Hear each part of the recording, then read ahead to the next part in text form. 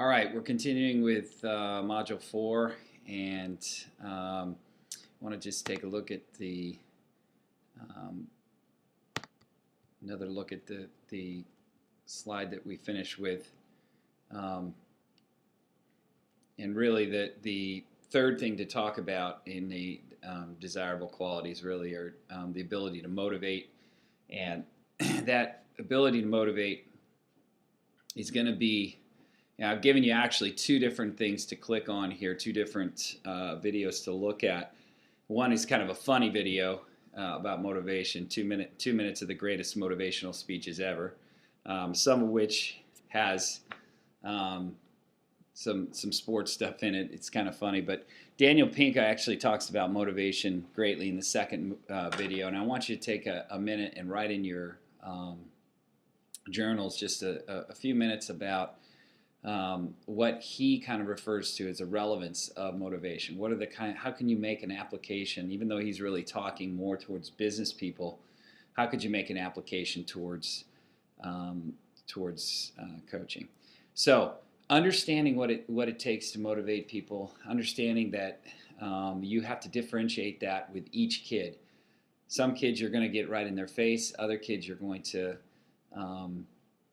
put an arm around. And really, I think that's one of the lessons that I learned in my coaching career through the years is not to just approach it in one way. It's almost like Gardner's multiple intelligences. You have to look at each athlete and see what it is that's going to unlock their motivation. I think Coach Schaus kind of referred to it the other day when he was talking to the group as well about that. So understanding that is a key element. Now, the other thing to think about here is the fourth statement there. The primary task for coaches in motivating athletes is to make them want to learn how to become better athletes, better competitors, a better team, and winners. And I think that really is helping them to understand what it takes to be coachable, to really care about the team, care about what's happening with your team is what you're aiming for there. And I think that's a very difficult task, but it's also one that you have to care about. Now, talked about in a book called Moonwalking with Einstein, Shori Byo, which is he's a sort of a Japanese concept that you have this disease in which victory is the only way you can go. We tend to kind of have that. If you think about motivation, there's two different ways you can look at it.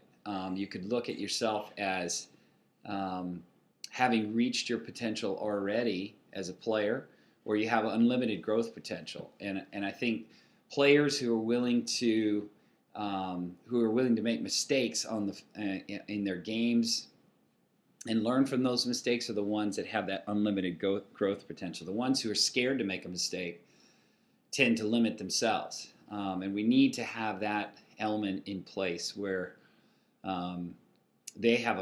you need to instill in your kids a belief that making mistakes on the floor, if they're going for plays, is a good thing, to be aggressive. But it's also, they need to be thinking that they can't be making silly mistakes, mental errors, but aggressive errors is a different story.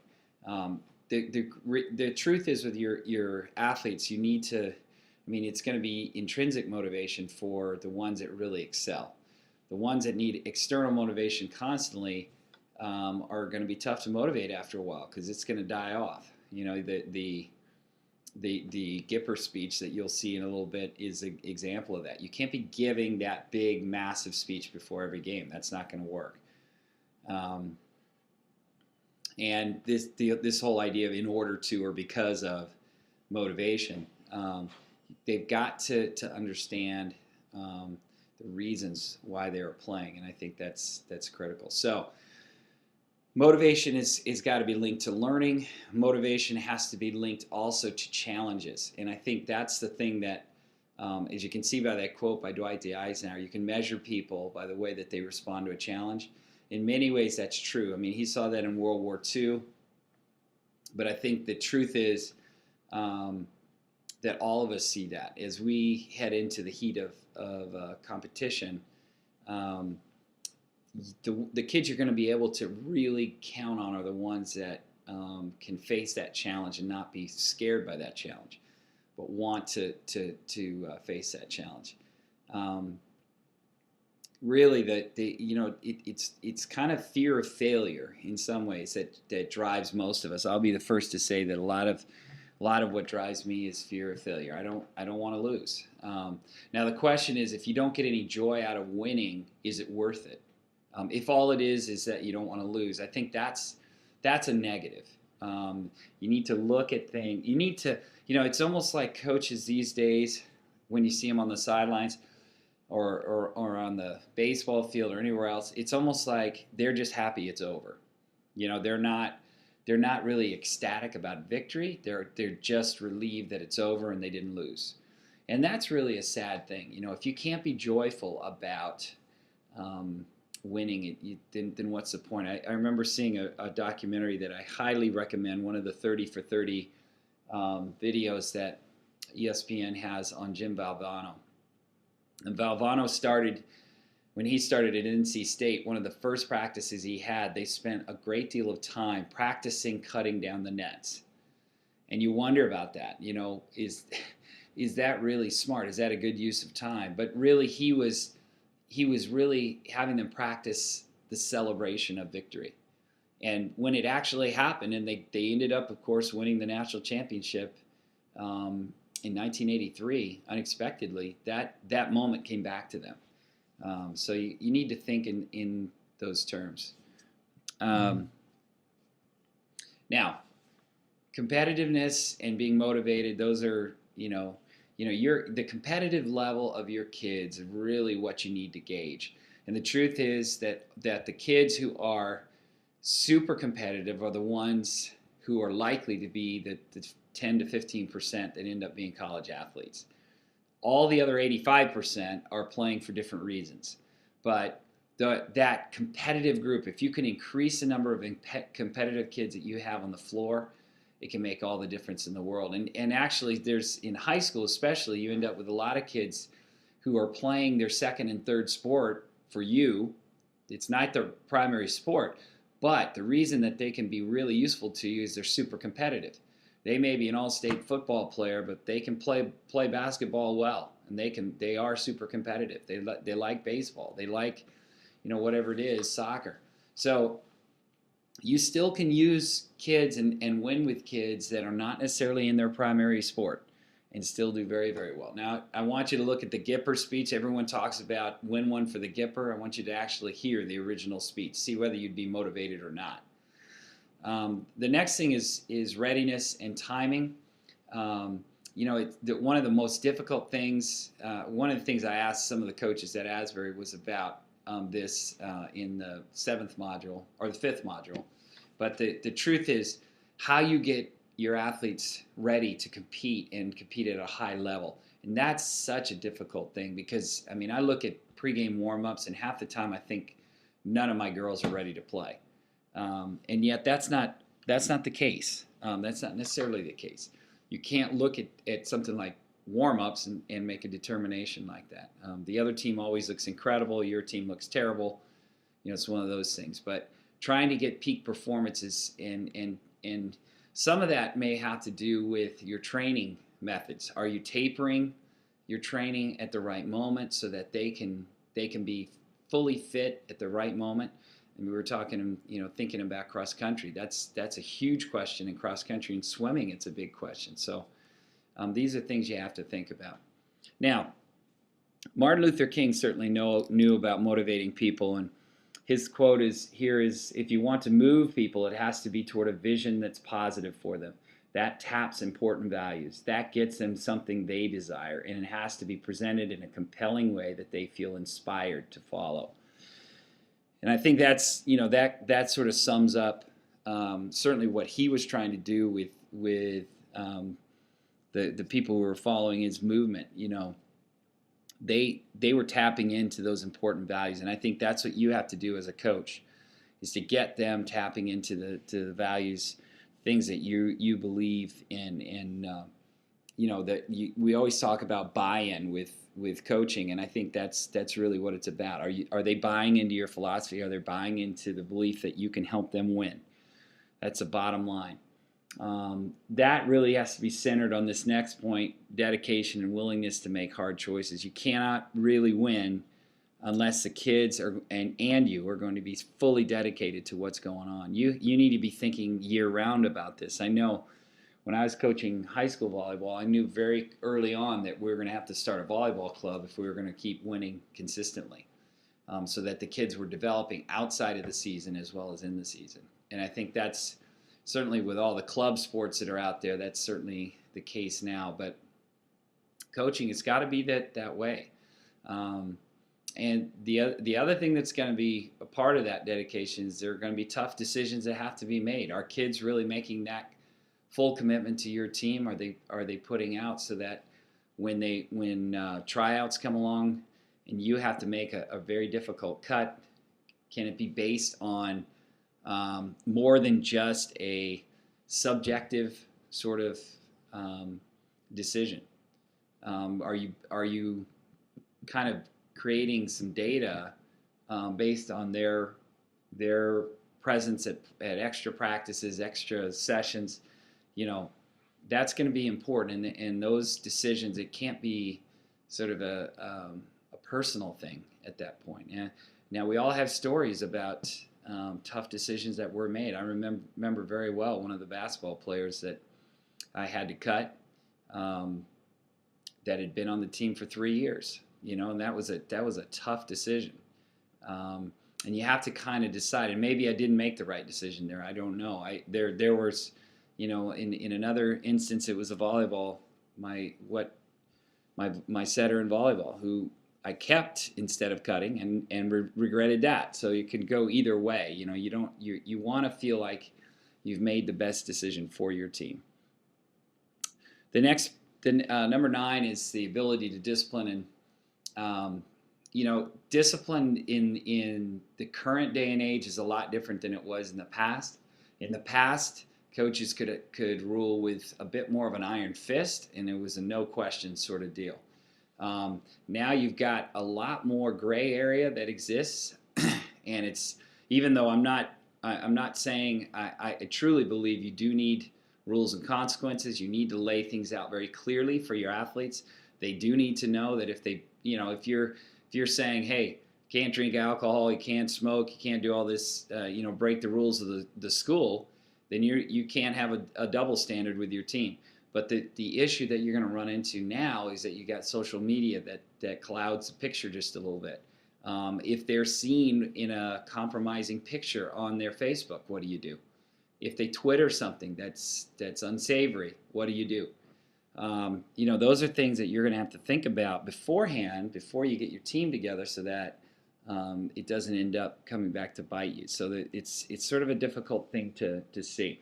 Now, I think number 10 is probably one of the most important points to be made here about the qualities of a head coach, of a really good coach, and that's being able to recognize where your talent is, evaluating players quickly, and understanding how they're going to fit into your lineup, how it may be that you need this 12th man to be the 12th man for your team. You need a good fit. If you want to create the kind of community on your team and family on your team that you need a good fit in those areas as well. So really I think that's probably one of the things that I would count as one of my strengths, is being able to recognize where kids should be playing on my team and putting them in the right spots. And I think that's, there is definite skill in that. Many a mistake has been made about that. If you have a player that you feel like is gonna score for you, no matter what that sport is, we could be talking about water polo, but they need to know that that's their role, and it needs to be exceedingly clear that that's their role. If you have a player that's going to play primarily defense for you in volleyball, they're gonna block for you. They're gonna, there's a million different ways you could look at that. So anyway, that's going to be hugely important. The other thing you've got to do is is set your standards at a level that you're comfortable with. But in my case, I really feel strongly that the most important thing you can do is demand excellence. And if you are willing to have them be mediocre, they will be mediocre for you. They will go to the level of least resistance. That's just the way it is. If you want excellence, you're going to have to push them to excellence. They're not going to necessarily move in that direction on their own. So I think you have to set for yourself exactly what you're expecting from them. Now, it may be an incremental thing over time because you may be taking over a team where you've just got average athletes, but you still can ask for excellence from them. Their effort level has to be outstanding all the time. Now, the last, number 12, I don't want to spend a whole lot of time on because you're going to be reading Joe Ehrmann's book, but I think I want you to look at this TED Talk by Joe Ehrmann. I think it'll outline some of the key things about the difference between it being a transformational coach or a transactional coach. So take a look at that, and I think it'll be useful to you. Respect is one of those things that you'd love to say it can land in your lap, but in truth, you really have to earn that respect. It's not someone and really most of that has to do with the way that you carry yourself. Given the assumption that you know the game, and that may be too big an assumption because there are some young coaches who really don't know the X's and O's well enough. But once you get to the point where that's solid, then you're in pretty good shape. I know if that's not the case, then a lack of respect can cause real dissension. My wife, when she was very, very young, first year out of college, was given a volleyball team and a varsity team, and she really didn't have a whole lot of experience with it. And the assistant coach actually knew that was helping her, actually had more experience. So, of course, what happened was the respect of the girls tilted toward him and left her in a real compromising position as far as coaching that team. It was interesting that many years later she took over another volleyball team after having a lot more experience with volleyball, and it was a totally different experience for her. Instead of a miserable season, she had a fantastic season with the team that she had. So, respect is one of those things that's really makes a difference in how you feel about your experience as a coach too. Obviously, understanding the sport is important, but probably more important is learning how to be a master teacher. And that may be something that is very, very difficult for you. But you have to be able to teach the sport. I think one of the things that I really enjoy about in coaching now is doing some of the camps where you're going back to the basics, and teaching the fundamentals to kids. I look forward to the summertime for that a lot more. During our season, of course, we're focusing a lot more on the competition side of it and 6-on-6 aspects of playing. But you still need to have a foundation of fundamentals. But really, the other thing that's so important in not just understanding your sport, but understanding the kids who are playing the sport. If you don't like teenagers, if you don't like kids, then you probably shouldn't be coaching, to be honest, because that's the truth is that really should make your motor run as a coach, and you need to understand. Number 3, you need to understand that not all kids look at the game in the same way. For a lot of them, they're going to slough this off real fast. It's going to roll off their backs if they lose. And that's going to be annoying to you. But you've got to understand that again, that top 10 to 15%, those competitive kids are the ones that are going to go on and play college ball. They're the ones who care greatly. So we need to understand all these things. All right, getting near to the end here. The 15th thing. I'm not going to talk about all of those things, but I'm going to just focus on a couple of those things. I really believe number 2, superior conditioning, absolutely critical in terms of the difference between winning and losing, understanding what that's going to take. Conditioning is huge. I've always prided myself on having teams that were in excellent condition, because if they're in excellent condition, they do not make mistakes. They tend not to make, especially mental mistakes where you're tired and near the end of games you end up making mistakes. So that's really critical. You have to also be someone, we talked about being an excellent teacher. You cannot, after games, you have to be able to figure out what were some areas that we really did not play well in, and how can we improve in those areas. So, and of course, number 6, you've got to get the right people on the bus and get your athletes in the right position. That's just absolutely critical. The very last thing is the ability to foster pride, and I think I saw this.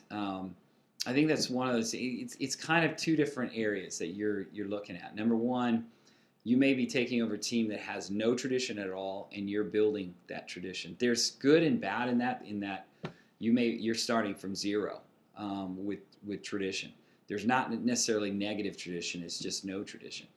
Now, you can turn that around quickly enough, and having kids understand that they can have pride in their teams and what's happening in their school is absolutely critical. So, I gave you some examples there. The University of California rugby team, I would challenge you to look up some video of them.